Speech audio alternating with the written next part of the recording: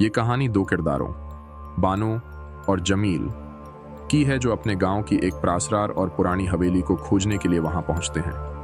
गांव के लोग हमेशा से उस हवेली है के बारे में खौफनाक कहानियां सुनाते रहे थे और उसके दर व दीवार में छिपी कहानियां बानो और जमील को हमेशा तजस्सुस में मुब्तला करती थी। एक रात उन्होंने हिम्मत करके उस हवेली का राज जानने का फैसला किया। अंधेरी रात और कहर में ढके जंगल के दरमियान ये प्रासरार हवेली खड़ी थी, जिसके गर्द बोसीदा दीवारें, टूटे हुए दरवाजे और गर्द आलूद खिड़कियां थीं। चांद की मध्यम रोशनी में हवेली की पुरानी दीवारें और बोसीदा खिड़कियां एक खौफनाक मंजर पेश कर रही थीं। बानो और जमील जब हवेली के सामने पहुंचे तो एक सर्द हवा का झोंका आया, जिससे उन दोनों को अजीब सा खौफ महसूस हुआ।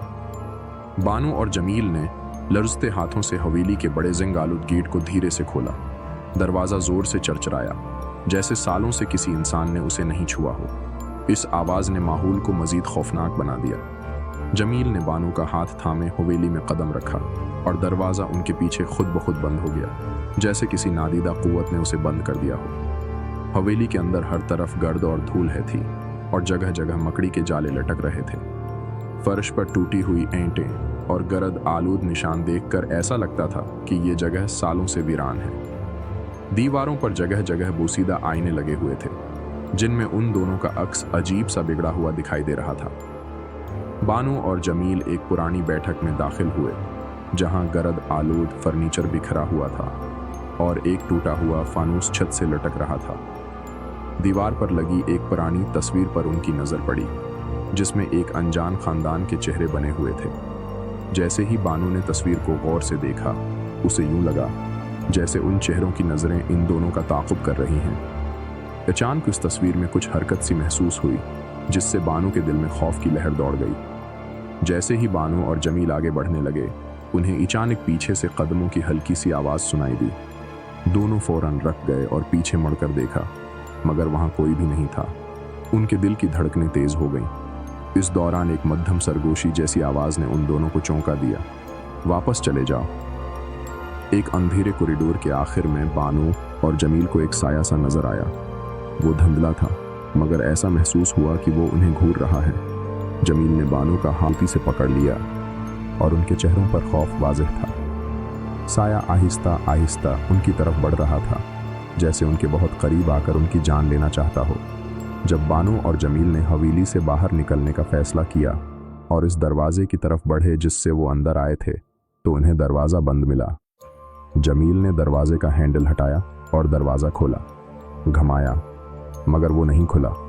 जैसे ही वो दरवाज़ा खोलने की कोशिश कर रहे थे, उन्हें एक खौफनाक कहकहा सुनाई दिया, जो पूरी हवेली में गूंज रहा था।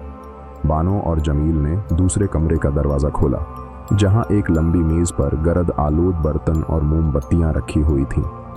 कमरे में यह ठंडक थी जैसे यहाँ किसी की मौजूदगी हो। मेज़ के इर्द गिर्द बैठने की जगहें खाली थीं, मगर बानो को ऐसा लगा जैसे कोई उनका इंतज़ार कर रहा हो। अचानक एक खिड़की ज़ोर से खुल गई और ठंडी हवा का एक झोंका कमरे में फैल गया, जिसने मोमबत्तियों को बुझा दिया। बानो ने बाहर झांका तो उसे हवेली के बाहर एक प्रासरार साया नज़र आया, जो साकित खड़ा उन दोनों को देख रहा था। बानो ने एक बोसीदा आईने में देखा तो उसे अपने पीछे एक भूत की झलक नज़र आई। वो पलटी तो वहाँ कोई नहीं था, मगर आईने में भूत की धुंधली तस्वीर मौजूद रही। बानो और जमील को एक औरत की मध्यम चीख की आवाज़ सुनाई दी, जैसे कोई मदद के लिए पुकार रहा हो। ये आवाज़ खौफ से भरी हुई थी और दोनों के दिल दहला रही थी। अब बानो और जमील को कमरे के हर कोने में साए नज़र आने लगे, जो उनके करीब आ रहे थे।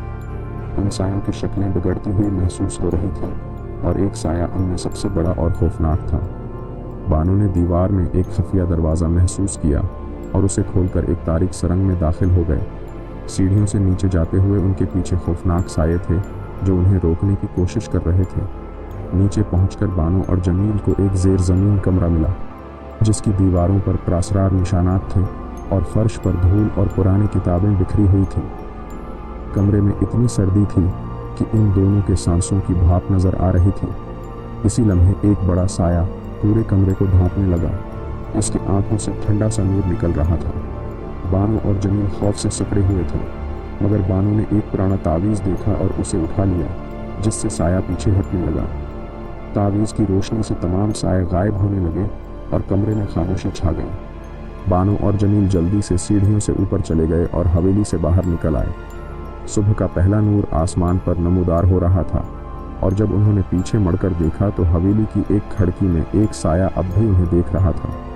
बानो और जमील जैसे ही हवेली से बाहर निकले, उन्हें यूँ महसूस हुआ जैसे उन्होंने एक ख्वाब से फरार हासिल कर लिया हो। वो थके हुए, खौफज़दा, मगर ज़िंदगी की उस कैद से आज़ाद महसूस कर रहे थे। हवेली से बाहर निकलते वक्त सुबह की पहली रोशनी उनके चेहरों पर पड़ रही थी, मगर उनके दिलों में रात की खौफनाक यादें अभी भी जिंदा थीं।